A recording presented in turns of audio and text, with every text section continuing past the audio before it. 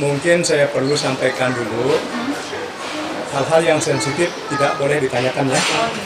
Jadi saksi tadi itu cuma hanya menceritakan tentang pertemuannya yang ada di Islamic Center, ya. Dan kemudian di sana tidak banyak obrolan. Tapi setelah itu ada keterangan yang berbeda antara saksi yang satu dengan saksi yang kedua, yang pertama dan yang kedua. Mengenai masalah waktu dan yang kedua lebih banyak tidak tahu.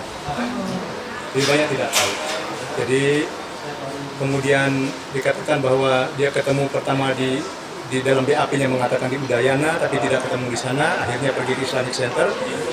Ternyata dia bilang semuanya itu adalah Jalan Udayana. Yang kami tanyakan itu karena dia bilang Taman Udayana. Dan kemudian ada rekonstruksi awal yang dilakukan oleh Polda yang berkaitan dengan kepentingannya korban pada saat itu. Dan mereka berdua ke sana. Nah, yang satu mengatakan kami sudah sampai di sana, tetapi tidak ketemu sama polisinya karena kami telat. Yang satu mengatakan kami tidak tahu lokasinya dan kami muter balik. Jadi untuk itu kami minta konsistensi daripada saksi karena ini penting untuk menggali semua peristiwa yang terjadi untuk mendapatkan keadilan. Agus merespon seperti apa Pak? Merespon untuk yang sekarang ini tadi dikatakan ada sedikit tidak ada dorongan fisik gitu kan, tapi pada waktu itu dia didorong gitu. Cuma itu saja. Jadi Agus didorong. iya, sama saksi. Saksi pertama atau kedua Pak? Yang kedua. Cuma ya yang namanya kita di persidangan kan sama-sama mempunyai hak untuk mempertahankan keterangannya gitu. Jadi hakim menanyakan tetapkan keterangan, si Agus mengatakan tetapkan keterangan. Jadwal berikutnya apa Pak? Minggu depan insya Allah kita pemeriksaan 2 korban tadi. Masih hari Senin atau hari Rabu? Hari Senin. Senin jangan dilupa. Dua saksi itu temannya korban. Yang korban. Yang menganggap dirinya korban. Yang perlu kami sampaikan tambahan dari keterangan yang disampaikan Bang Ainuddin tadi ya. Perbedaan utama antara saksi pertama dan kedua itu banyak sekali. Saksi pertama mengatakan mereka datang ke lokasi homestay tetapi tidak ketemu dengan polisi, korban dan seterusnya. Alasannya terlambat.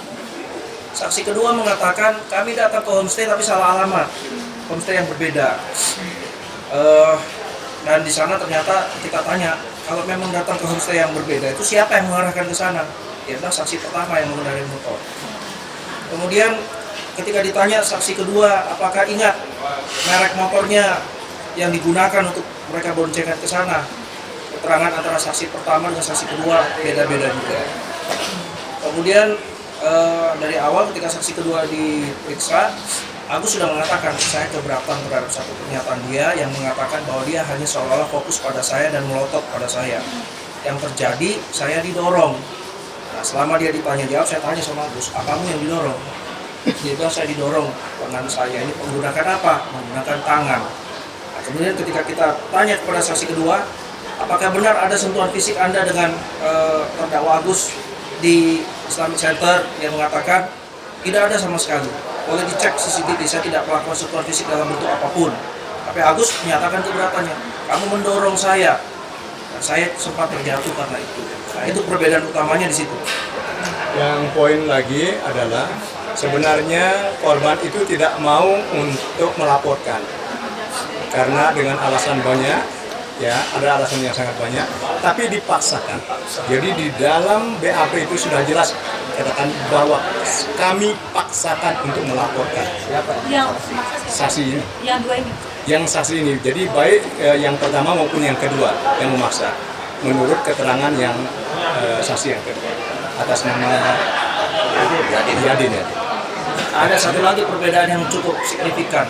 Saksi pertama mengatakan, bertanya kepada Agus pada waktu itu, kenapa kamu bisa berada di atas sepeda motornya korban ini? Menurut jawaban Agus pada waktu itu, kesaksian pertama dia mengatakan, Agus bilang, oh saya hanya ingin dibenerin alma mater saya. Tapi kalau saksi kedua, ketika kita menanyakan pertanyaan yang sama, dia bilang, kita juga bertanya kepada Agus, mengapa kamu berada di atas sepeda motor korban ini? Dia mengatakan, saya hanya minta diantar ke rumah. Jadi di sini ada dua keterangan yang bertolak belakang antara saksi pertama dan kedua. Itu yang pertama. Yang kedua, dari segi hukum, kedua korban ini, kedua saksi ini sama sekali tidak melihat terjadinya tindak pidana kan. Dia hanya mendengar dari kata korban yang kemudian memberikan kesaksian yang bertolak belakang. Secara hukum ini namanya testimonium de auditu. Jadi kesaksian yang tidak dia lihat sendiri, tidak dia dengarkan langsung atau alami sendiri, tapi mendengar dari kesaksian-kesaksian atau keterangan orang lain. Itulah sebabnya bisa dilihat perbedaannya dua saksi ini memberikan keterangan yang tidak sinkron sama sekali. Itu perbedaan yang paling signifikan bagi penilaian kami ya. Dalam menilai persoalan apakah kan dalam hukum itu kan harus ada dukungan satu saksi, bukan saksi, ada asas frustrasis. Di sini saksinya aja bertolak belakang keterangannya satu sama lain, dan perbedaannya itu cukup signifikan, bukan sekedar perbedaan yang misalnya bajunya warna apa atau apa. Ini enggak, perbedaan keterangannya sangat signifikan. Itu yang saya tambahkan dari keterangan Bang Aidin. Cukup ya? Permohonan pengalihan status penyandang. Itu tidak diajukan lagi. Kami tidak kami artinya juga sebagai lawyer harus bisa berperan. Di samping melakukan satu permohonan, di sisi lain juga kita harus memberikan ketenangan kepada klien. Jadi kami secara prinsip untuk atas nama keadilan, kemanusiaan, kami tetap melakukan pembelaan. Dan selebihnya itu kami memberikan dorongan-dorongan supaya dia tidak terganggu jiwanya. Karena orang berhadapan dengan hukum itu, mohon maaf, bukan cuma hanya sekedar jiwanya yang tergoncang, tetapi itu akan membuat dia menjadi sakit, sehingga proses persidangan ini tidak bisa berjalan lancar. Nah, ini kami mengatakan bahwa semuanya pengacara bukan cuma hanya tatanan hukum, tapi harus bisa menjiwai daripada klien. Pak boleh minta tanggapannya terkait video Agus yang Nah, itu kami sudah sampaikan, mohon maaf karena pada waktu itu sedang olahraga dan ada yang memviralkan, sehingga saya minta semua kita yang ada, baik itu adalah majelis hakim yang mempunyai kewenangan untuk menahan sekarang, juga yaitu jaksa penuntut umum dan kita semua untuk melakukan semacam kontrol supaya jangan terulang kembali. Keluhan Agus yang tadi sempat mabuk di mobil itu bagaimana? Kalau mabuk di mobil itu di luar persidangan ya. Artinya aku sudah nyaman di dari video itu aku sudah nyaman.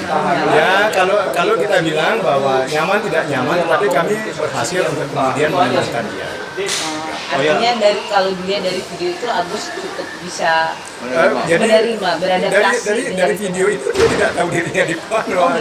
Jadi itu jangan dijadikan sebagai framing ya. Agus tadi tampak relax Pak. Ya kami mengatakan begini, mohon maaf, kasihan juga. Walaupun dia didakwa pada saat ini, dia manusia biasa seperti kita.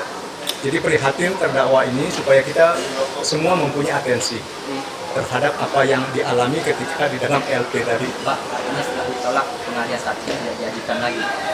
Nanti kami akan lihat berikutnya. Kan ini masih dalam pertimbangan. Yang namanya majelis hakim itu tidak gegabah juga untuk kemudian sekarang kita mohonkan dan besok akan dikabulkan. Itu kan dilihat momen-momen. Ya mungkin dari awal itu dia stres gitu kan. Nah yang keduanya ya kita masuk ke sana dan kemudian memberikan dia semacam support. Dan dia sekarang agak mendingan. Ya kita besok lihat apa kekurangannya dan apa yang dialami oleh dia, yaitu akan menjadi alasan kami untuk kemudian melakukan permohonan pengalihan status. Pak tim pengacara masih bisa mengajukan gitu ya. Oh, kenapa tidak? Selama Saat persidangan bisa diajukan. iya, Meskipun bisa. sudah ada keputusan ditolak. Oh, belum ada keputusan ditolak. Ini kan masih dipertimbangkan. Iya, dipertimbangkan. Pak ada disiapkan saksi dari pihak Kami sedang tentunya ya, tetapi ini masih jangan kita mengatakan ini mohon maaf kalau kita perang itu jangan sampai jangan dibuka ya. Iya, strategi kita terus saya sembunyi di sini gitu kan, tinggal dibom saja, tinggal mau cari dari angle-nya yang mana, belakang, kiri, kanan kan gitu. tapi sudah disiapkan Pak ya? Kami sedang.